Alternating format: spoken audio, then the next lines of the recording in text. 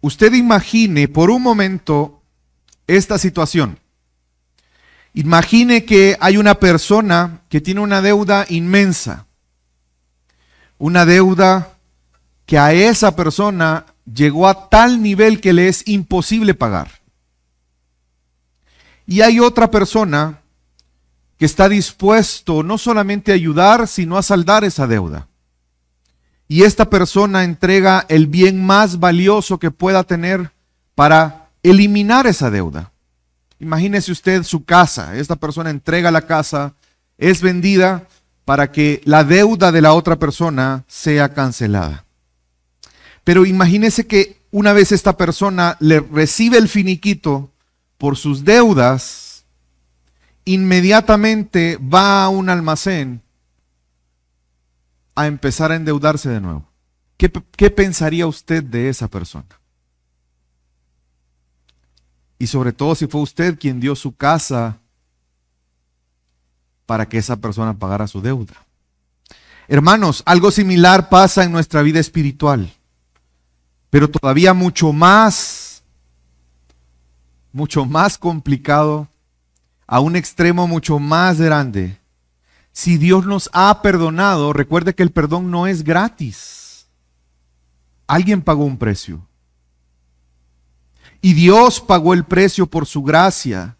Donde abundó el pecado, sobreabundó la gracia. Y Dios pagó el precio de nuestra salvación con lo más precioso, con la vida de su Hijo, con la sangre de Cristo Jesús. Significa entonces que ahora tú y yo podemos vivir esclavos del pecado, como esclavos del pecado. Hermanos, esto no es una pregunta teórica. De hecho, es una lucha que todos nosotros tenemos. Pablo sabía que predicar la grandeza de la gracia surgiría una duda. ¿Perseveraremos en el pecado para que la gracia abunde? ¿Se recuerda la respuesta de Pablo? De ninguna manera.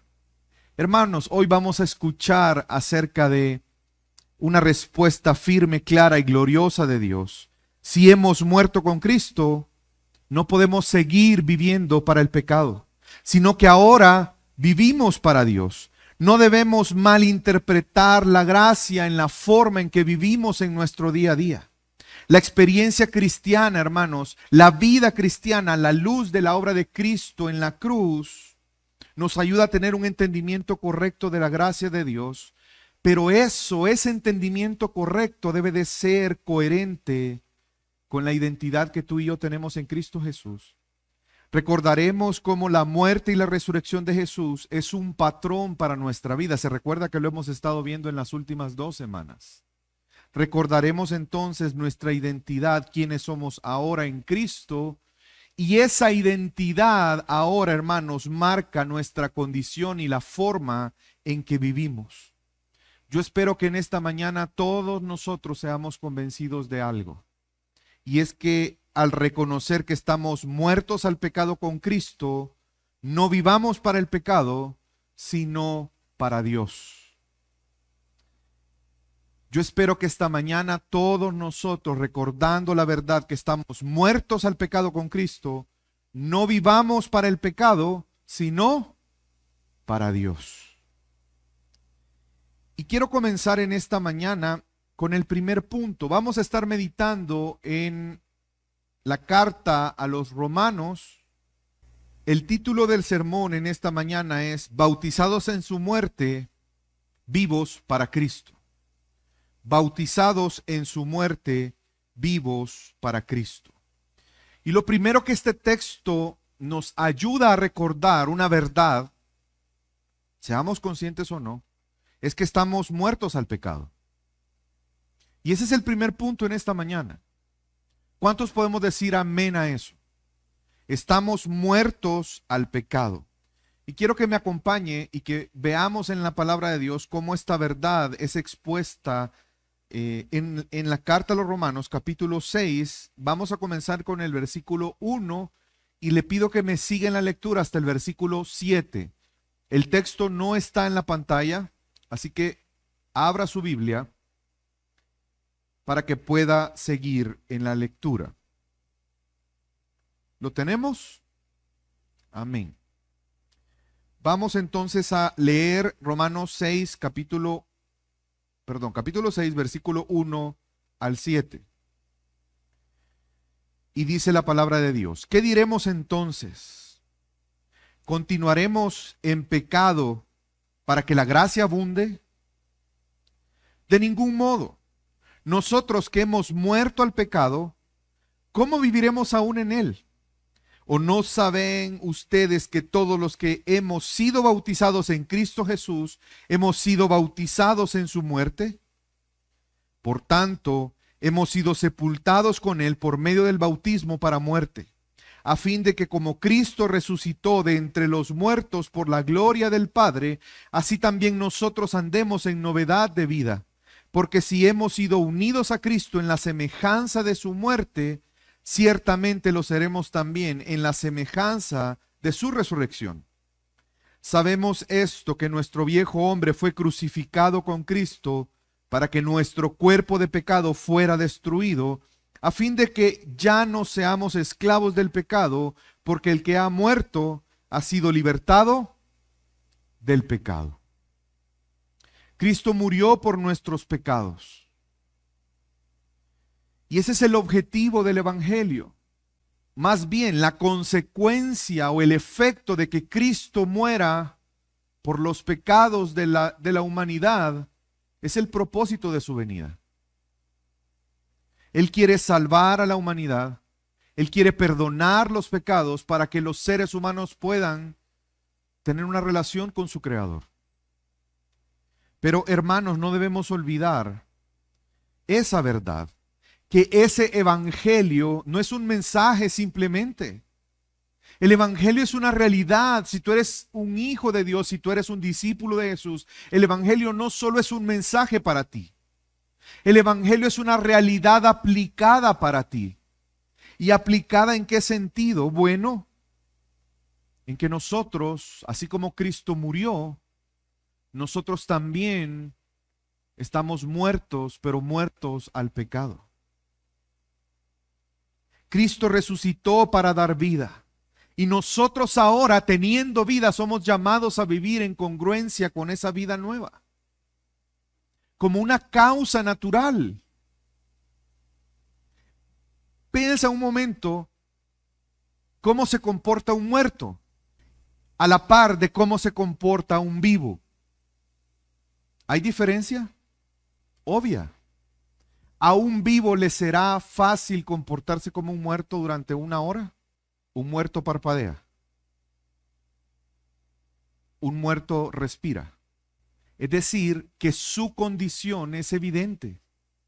¿Me doy a entender? Una persona, ese ejemplo llevémoslo a la vida espiritual.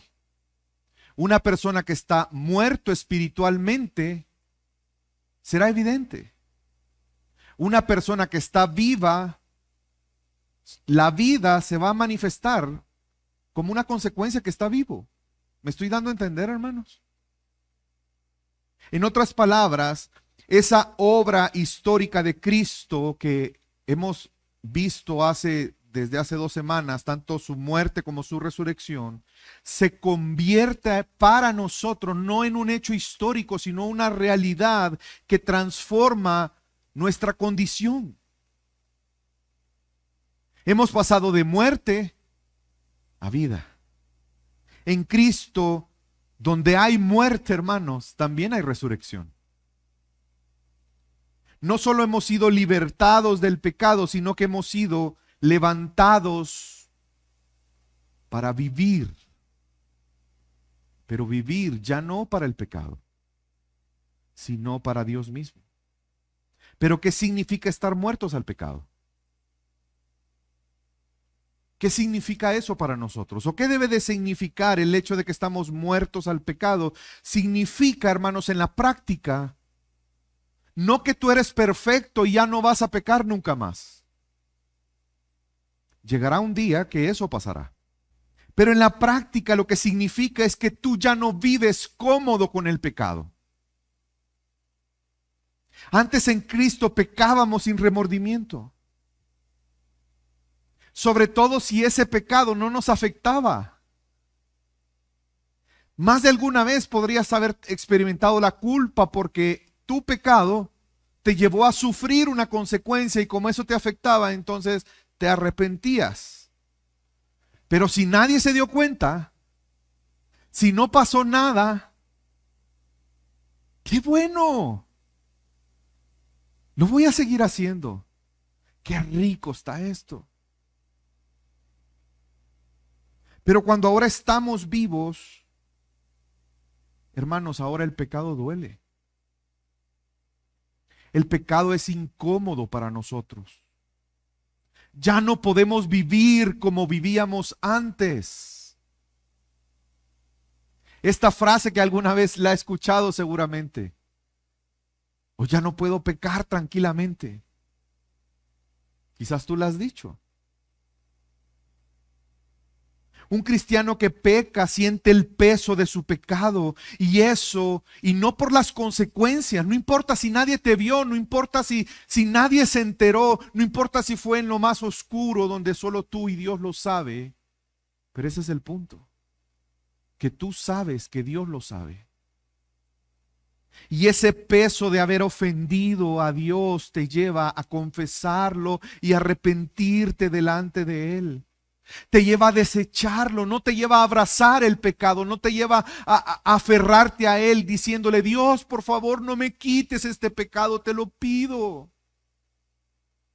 Déjame uno por lo menos, déjame disfrutar de él. La oración no será esa. La oración será, Señor, perdóname por este pecado. No quiero volver a fallarte, perdóname. Perdóname porque te he ofendido, he pecado contra ti. Como el rey David lo expone en el Salmo 51, solo contra ti he pecado, Señor. La muerte al pecado se ve con un corazón que ya no puede estar en paz con el pecado. ¿Saben por qué? Porque está en paz con Dios. Y no puedes experimentar las dos cosas al mismo tiempo. O estás en paz con el pecado y no estás en paz con Dios, o estás en paz con Dios y no estás en paz con el pecado. El bautismo físico precisamente es una declaración pública de esta verdad. El bautismo es una señal pública donde no solamente es un acto religioso, no es un acto religioso el bautismo. El bautismo es una declaración de fe. ¿Y qué declara el bautismo al mundo? Precisamente esta verdad, que tú estás muerto al pecado, pero vivo para Dios en Cristo Jesús. Ya no vivimos para el pecado, sino que vivimos para Él. El bautismo no te salva.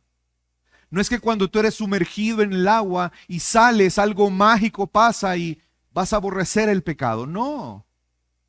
Es que si tú te bautizas sin la fe en Cristo Jesús, es un acto vano. Porque el acto en sí mismo no es mágico. Es una declaración de fe, pero ese acto sin fe es vano. Paréntesis, de hecho por eso nosotros no bautizamos niños, bebés, ni niños pequeños. Porque un bebé puede poner su fe en Cristo Jesús. El bautismo no nos salva, hermanos, pero es una evidencia externa de lo que Cristo ya hizo internamente en nosotros. Pero además el bautismo es un mandato de parte de Dios. Es un acto de fe, es un acto de obediencia, pero es un acto donde se testifica y se glorifica a Dios por lo que Él ha hecho en nosotros, en Cristo Jesús. Y por eso para mí en esta mañana, si tú has creído en Cristo, no importa cuántos años tengas en el cristianismo y no te has bautizado, te animo a que lo hagas. No solamente estás desobedeciendo a Dios, pero también estás menospreciando lo que Él ha hecho por ti. Estás perdiéndote la oportunidad tan especial y única de testificar públicamente de lo que Cristo ha hecho por ti en gratitud y adoración a Él. Es un acto donde adoramos a Dios. Es un acto donde confesamos que hemos sido sepultados con Cristo y que ahora vivimos en una nueva vida para Dios. No es un ritual vacío, es un grito al mundo que tú dices, mi vida le pertenece a Cristo. Si has muerto con Él, has resucitado con Él. Y ahora andas en una nueva vida.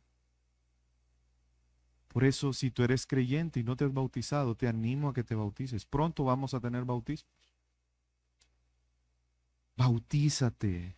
Honra públicamente a tu Señor. Testifica que Él es tu Señor. Nuestra muerte al pecado es real porque estamos unidos a Cristo, hermanos. Pablo usa esta imagen del bautismo para representar esta unión. Quiero que vuelva a leer conmigo el versículo 3 y 4. ¿O no saben ustedes? Es decir, que es algo que los creyentes debemos de saber, es algo que creemos y tenemos certeza. ¿O no saben ustedes que todos los que hemos sido bautizados en Cristo, hemos sido bautizados en su muerte? Por tanto, hemos sido sepultados con Él por medio del bautismo para muerte, a fin de que como Cristo resucitó de entre los muertos para la gloria del Padre, así también nosotros andemos en novedad de vida para gloria del Padre también. No es posible seguir viviendo para el pecado si hemos muerto y hemos resucitado en Cristo Jesús, espiritualmente hablando. El andar en novedad de vida es para gloria del Padre, hermanos. Si tú, pensando un poco en tu vida, identificas que tú no estás muerto al pecado, porque tú te deleitas en el pecado. Y no estoy hablando de pecados escandalosos, porque es fácil decir, no, si yo no he asesinado a nadie. Y ni me imagino haciéndolo. No, oh, Dios guarde, eso no. Es que no importa qué tan moralmente seas bueno, piensa si hay un pequeño deleite en ti en practicar un pecado. Y que el hacerlo no representa ningún problema para ti. Si eso es así, tienes que comprender que tú estás bajo el dominio del pecado. Y significa que sigues muerto. Pero la buena noticia es que Dios en Cristo Jesús quiere darte vida. Que Él quiere librarte de la esclavitud del pecado. Tú no puedes librarte por ti mismo. No hay manera, no hay forma en que tú puedas liberarte de la esclavitud del pecado. Solamente Cristo Jesús. Si tú ves que tú te deleitas en el pecado sigue reinando en ti, necesitas a Cristo Jesús. Pero si tú eres creyente, hermanos, aquí hay un llamado para nosotros. Es reconocer cada día, porque cada día vas a ser tentado para satisfacer tus deseos pecaminosos. Los deseos pecaminosos no van a desaparecer hasta que Cristo vuelva o tú mueras y recibas un cuerpo glorificado, porque el mal que mora en nosotros es donde se producen los deseos pecaminosos. La pregunta es, ¿qué vas a hacer cuando enfrentes esos deseos pecaminosos? Y lo que tenemos que hacer, hermanos, es recordar nuestra nueva identidad en Cristo Jesús. Tu vida no está definida por tus pecados pasados. Tu vida no está definida ni siquiera por tus pecados presentes o los que vayas a cometer. Recuerda que por Cristo Jesús, por la fe en Él, tú estás muerto al pecado y vives para Dios, por su gracia, por el perdón que solamente en Cristo puedes tener. Por lo tanto, hermanos, esto nos debe de llevar a cada día recordar quiénes somos en Cristo Jesús. ¿Cuál es nuestra condición delante de Él? Cada mañana recuerda, me considero a mí mismo muerto el pecado, pero vivo para Dios en Cristo Jesús. Y vivamos en congruencia con esa realidad y esa verdad. Porque, hermanos, recordemos que tú y yo estamos muertos al pecado. Pero eso significa que ya no vivimos para el pecado, sino que ahora vivimos para Dios. Y esto me lleva al segundo punto en esta mañana. Así como estamos muertos al pecado, ahora estamos vivos para Dios en Cristo Jesús. Continuemos leyendo, acompáñame, nos quedamos en el versículo 7 de Romanos 6. Vamos a leer el versículo 8. Y si hemos muerto con Cristo, ¿cuántos hemos muerto con Cristo? Amén. Entonces esto es para nosotros. Si hemos muerto con Cristo, creemos que también viviremos con Él, sabiendo que Cristo, habiendo resucitado de entre los muertos, no volverá a vivir. La muerte ya no tiene dominio sobre Él. Porque en cuanto a que Él murió, murió al pecado una vez y para siempre. Pero en cuanto Él vive, vive para Dios. Así también ustedes, considerados muertos al pecado, pero vivos para Dios en Cristo Jesús. Hermanos, una hermosa bendición de esas múltiples riquezas que tenemos en Cristo Jesús, riquezas espirituales, es el saber que Él murió una vez y para siempre, pero que con su muerte, Él venció a la muerte, pero no solo Él venció a la muerte a tal punto que Él ahora le da vida a los que creen en Él y la muerte ya no reinará sobre ellos. Y aunque tú un día morirás físicamente, pero si tu fe está en Cristo, ciertamente vivirás. Al resucitar con Cristo no solo somos declarados justos. Muchas veces nos encanta y obviamente es hermoso recordar que tenemos perdón eterno por nuestros pecados. Amén. Es hermoso recordar que ya no hay ninguna condenación para los que estamos en Cristo Jesús. Pero muchas veces obviamos recordar que el ser declarados justos, hay una cara de esa misma moneda. El que somos perdonados, justificados, es una cara de una misma moneda. Pero ¿sabes cuál es la otra cara de esa misma moneda? Que somos llamados a caminar en esa nueva vida.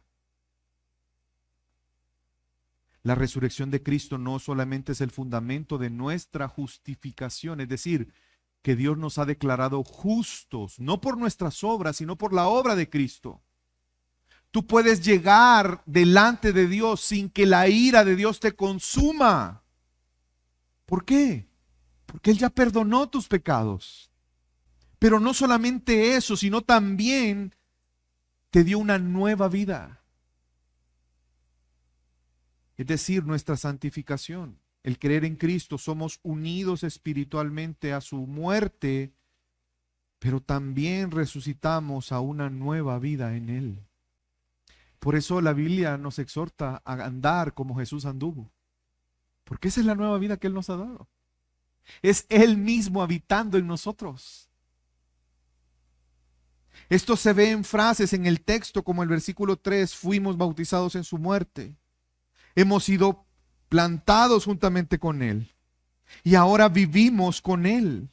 Estás unido a Cristo en su muerte, pero también en su vida. Es la fuente de gracia espiritual, hermanos. Y es de ahí donde surge el poder para decirle no al pecado. Porque ya no eres esclavo. No solamente es perdón, sino es transformación radical de nuestro ser. Ya no estamos muertos. Ahora tenemos una nueva vida en Cristo Jesús. Y estar muertos al pecado significa que no estamos esclavizados por el pecado. El pecado ya no es tu amo, ya no tienes que hacerle caso. Cada vez que el pecado toque a tu puerta, ciérrasela en la cara. Ya no le debes nada. Podemos decir no por el poder de Dios obrando en nosotros, para gloria de su nombre. Y aunque el pecado todavía nos tienta, ya no estás sometido a él. Cuando enfrentas una tentación, aunque sea fuerte, puedes buscar a Dios y encontrar el oportuno socorro para rechazar esa tentación. Ya no estás solo.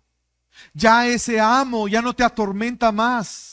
Va a tratar de hacerlo, va a tratar de seguir sometiéndote, pero tú estás libre en Cristo Jesús y puedes decirle no, para gloria de su nombre. Hermanos, la muerte al pecado se ve, ¿saben cómo? En la capacidad de resistir y vencer en Cristo Jesús al pecado. La muerte al pecado se ve en la capacidad que tenemos de resistir y vencer al pecado en Cristo Jesús. Ese anhelo que hay en ti de dejar el pecado y hacer la voluntad de Dios. Muertos al pecado no significa que no serás tentado. Muerto al pecado no significa que en algún momento probablemente tú caigas. Pero sé consciente que esa no es la voluntad de Dios. La voluntad de Dios es vuestra santificación. Pero Juan dice, hijitos míos, escribo estas cosas para que no pequéis. Pero si pecáis, abogado tenemos para nuestro Padre, aquel que es el justo. No vivamos cómodos en el pecado, hermanos. No te sometas voluntariamente. Disfruta de la libertad que Dios te ha dado para glorificar su nombre. Quiero contarte una historia. En 1748, un capitán de un barco que transportaba esclavos, él se dedicaba a eso, a la venta de esclavos, y él era el capitán de este barco. Un hombre profundamente entregado al pecado, un hombre con una vida de inmoralidad notoria y clara. Un día enfrentó una tormenta en el mar. Estaba en medio del mar y enfrentó una terrible tormenta, a tal punto que aunque él tenía mucha experiencia navegando, él creyó que ese día él iba a morir. Y ese día él dobló sus rodillas y clamó a Dios por misericordia. Con el tiempo este hombre conoció al Señor. Dios tuvo misericordia de él. Comprendió no solamente que Cristo lo había perdonado, comprendió que él había muerto al pecado y que ahora estaba vivo para Dios, que para él significaba vivir una vida rendida a él. Y eso lo llevó a abandonar el comercio de esclavos. Y él tomó la decisión de dedicar toda su vida a predicar el evangelio.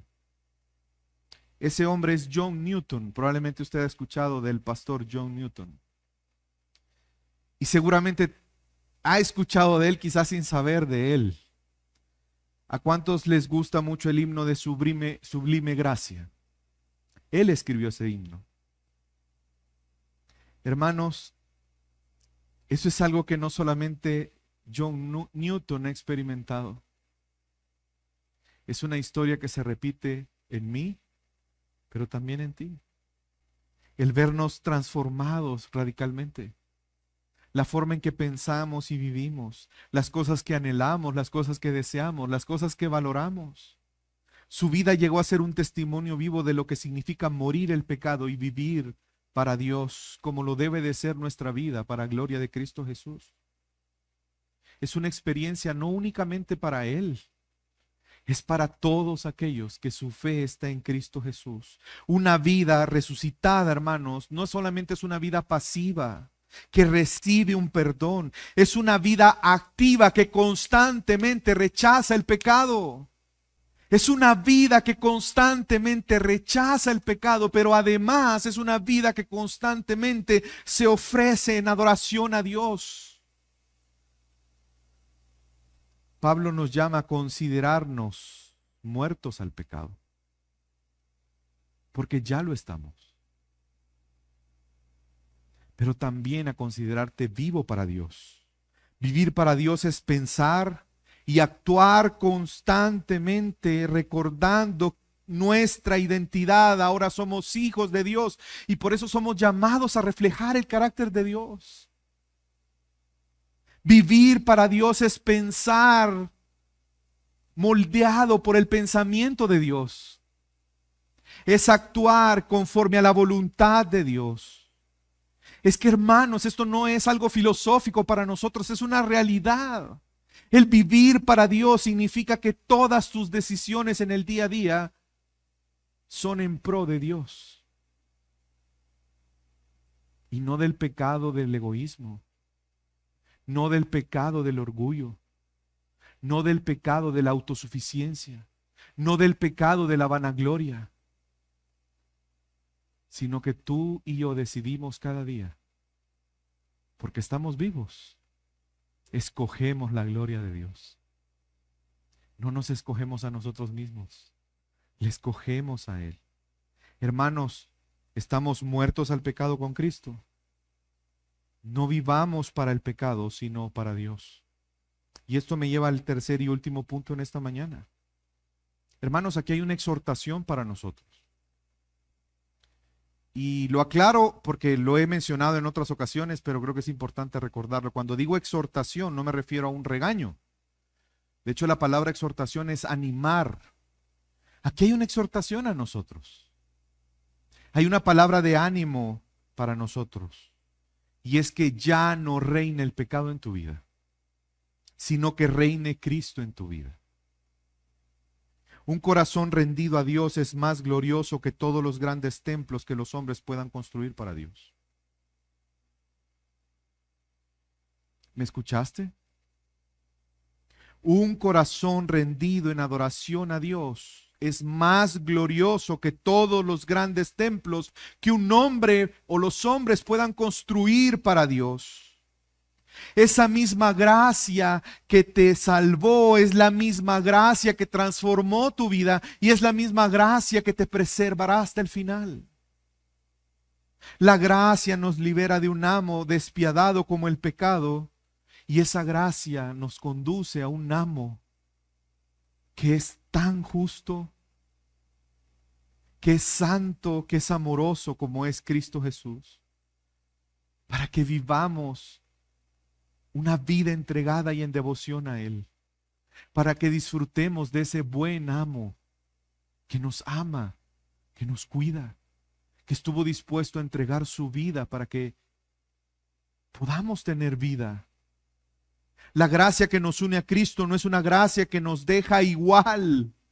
No es una gracia que hace algo a medias. Es una gracia que transforma. Es una gracia que vence.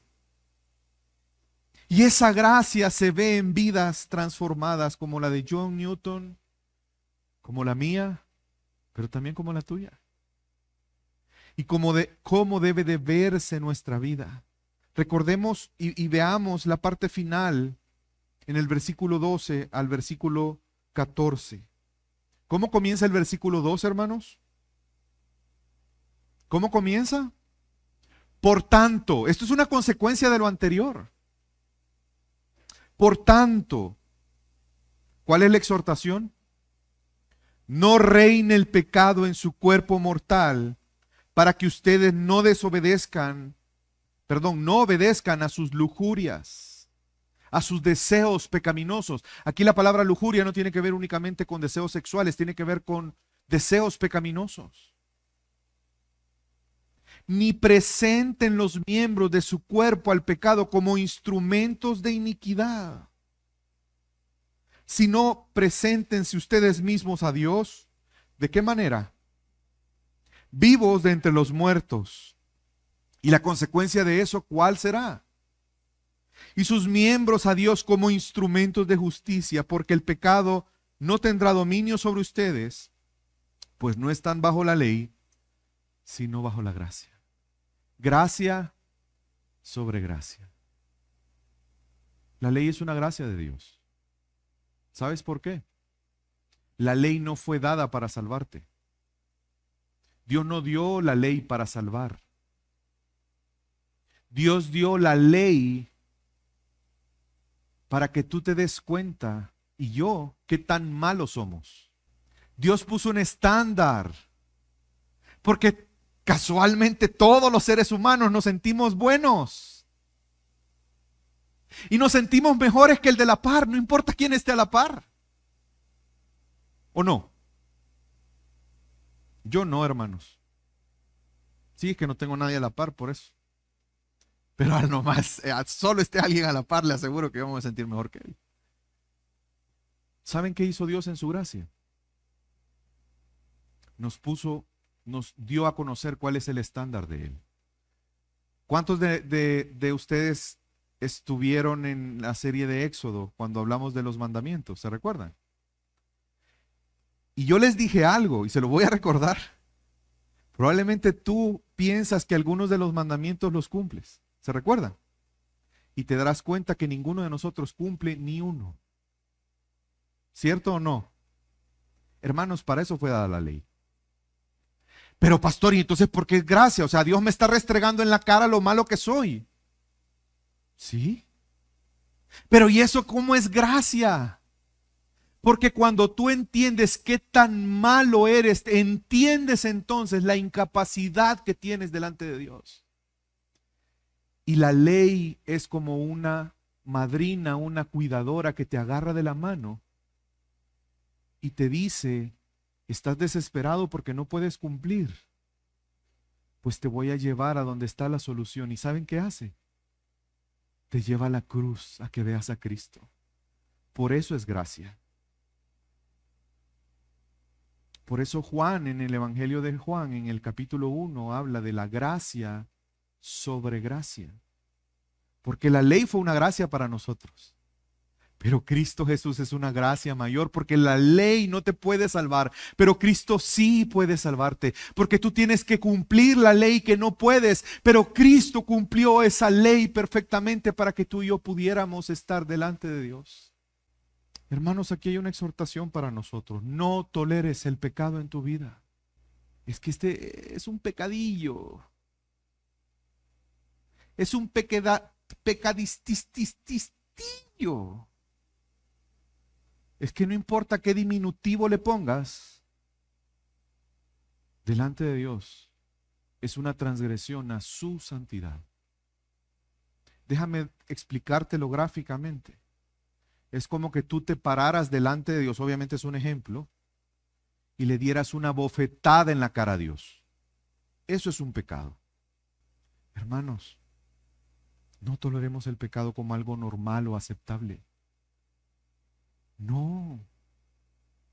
Por tanto, no reine el pecado en su cuerpo mortal para que ustedes no obedezcan a sus lujurias. El pecado va a querer engañarte. El pecado va a querer engañarte. Va a querer decirte, no, date ese gustito, no pasa nada. Como cuando estás a dieta, ¿verdad? Voy a dar un gustito. Si ya no aguanto esta dieta, mucho tiempo llevo. ¿Y cuándo la empezaste? Hoy en la mañana. Pero ya no la aguanto, me voy a dar un gustito. ¿Y qué te vas a comprar? Una Whopper triple. Con la coca de 48, ¿eh? Y triple, papá. El pecado no reina sobre tu vida. No trates ningún pecado como algo que es inevitable en tu vida. No te acostumbres. No lo abraces. Identifica hoy áreas en las cuales tú has justificado tu pecado. Esa es la exhortación de Pablo para nosotros hoy, hermanos. Dios, a través de este texto inspirado, piensa en qué has justificado. No, es que yo te hablo mal porque mira cómo me hablas vos ahora que me encendés. No, es que si la situación económica no estuviera como está, yo no robara. Hermanos, de verdad meditemos qué pecado ha sido normalizado en nuestra vida y hoy Dios nos está diciendo, no reine el pecado sobre tu vida, porque sabes que eso significa que tú has quitado a Cristo del reino de tu vida y has puesto al pecado para que sea el pecado quien reine. ¿Y entonces Cristo para qué murió? ¿Acaso quieres volver a Egipto? Porque se nos olvida, hermanos. Se nos olvida cómo ese rey llamado pecado que gobernaba nuestra vida, cómo Él nos oprimía. ¿Te incomoda el pecado? Si no te incomoda, pues pide perdón a Dios y ruega por conocer a Cristo Jesús, que Él pueda traer ese arrepentimiento a tu corazón. Si tú has encontrado deleite en el pecado, hoy es un día de buenas noticias para ti. Entiende que sin Cristo vas a seguir esclavo del pecado, vas a querer liberarte y Él te va a someter más y más y más y vas a terminar frustrándote a tal manera que te vas a entregar a Él. La solución no es que te esfuerces, la solución es que recibas la gracia de Dios, que es en Cristo Jesús. Hermanos, la palabra de Dios describe nuestra nueva condición. No se trata solo de resistir, se trata de presentarnos activamente a Dios. Fíjense, dice que no dejemos que el pecado reine en nuestra vida. Pero en la práctica, ¿eso cómo lo hacemos? Vea lo que dice el versículo 13. Ni presentéis los miembros de su cuerpo al pecado como ¿qué? Como instrumentos de iniquidad. Tú te vuelves un instrumento de iniquidad. Lo que Dios quiere es que tú te presentes a Dios como vivo. ¿Y cómo lo hacemos? Presentando nuestros miembros a Dios como instrumentos de justicia.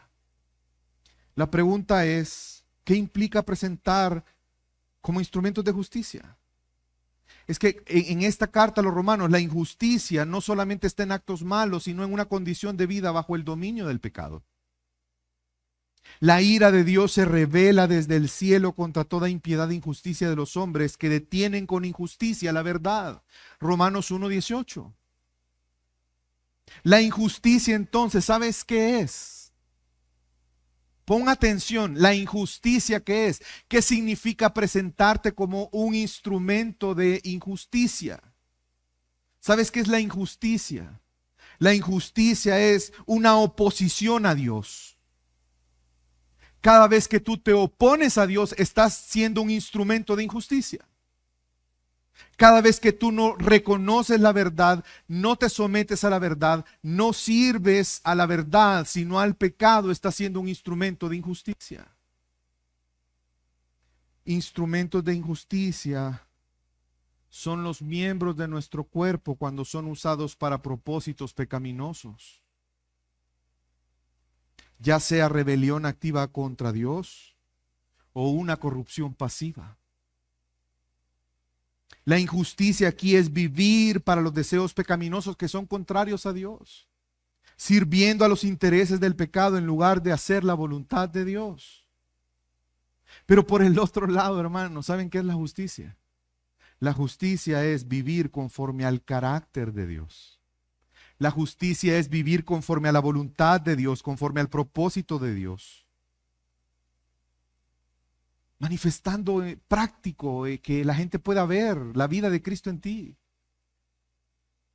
Es entregar cada día nuestro ser completo, nuestra mente, nuestros ojos, nuestros oídos, nuestra boca, nuestras manos, nuestros pies, nuestro corazón, para servir a Dios en lugar de servir al pecado. Ya no usamos nuestro cuerpo para hacer lo que deshonra a Dios, sino que lo usamos conscientemente para obedecer y glorificar a Dios. No solamente es evitar el pecado, es evitar el pecado, pero además ofrecer tu vida a Dios. Eso significa estar vivos para Dios. Presentar mi ser como un instrumento de justicia es, ¿sabes qué es? Resumido, dicho de una manera sencilla, es decidir cada día que mis palabras, mis acciones, mis pensamientos serán usados para glorificar a Dios. Cada día. Y no para alimentar mi pecado. Es decir, hermanos, es vivir conforme al Evangelio. No solamente somos salvos del castigo del pecado, sino que del poder del pecado. Y por lo tanto tienes un llamado de Dios, vivir justamente y piadosamente delante de Él. Déjame darte rápido algunos ejemplos. ¿Cómo enfrentamos la tentación sexual? Antes no resistíamos las miradas impuras. Algunos probablemente se entregaron a la pornografía, a la lujuria, pero ahora luchamos conscientemente por la pureza y huimos de situaciones de tentación, que nos hace hacer cosas que para el mundo pueden ser hasta ridículas, como por ejemplo no ver una serie porque está llena de contenido sexual. Para la gente eso hoy es normal. En las palabras que decimos, antes hablábamos chismes, críticas, mentiras, palabras groseras. Pero ahora buscamos hablar para edificar, para alentar, para decir la verdad en amor a otros, para testificar de la gloria del Señor. Ahora hemos muerto al pecado y vivimos para Dios. Es decir, que tú decides usar tu boca para hablar la verdad, para animar a otros, para edificar, para alentar, para proclamar el Evangelio. Tu boca, que antes era un instrumento de injusticia, ahora es un instrumento de justicia. Lo podemos ver en cómo usamos el dinero. Antes el dinero era para nuestros placeres, para nuestro egoísmo, para nuestra codicia. Ahora el dinero es una herramienta para honrar a Dios, para ser generosos en el reino de Dios, para suplir las necesidades de otros. Apartamos parte de nuestro ingreso para la obra del Señor, ayudamos a nuestros hermanos, somos generosos. Aunque eso implique un sacrificio, muchas veces pensamos, ay, es que yo no tengo como aquel es generoso porque le sobra. ¿Saben ustedes que cuando Pablo estaba recogiendo una ofrenda para la iglesia de Jerusalén, hubieron iglesias que eran las más pobres y fueron las que más dieron? Porque no tiene que ver con el tener o no tener.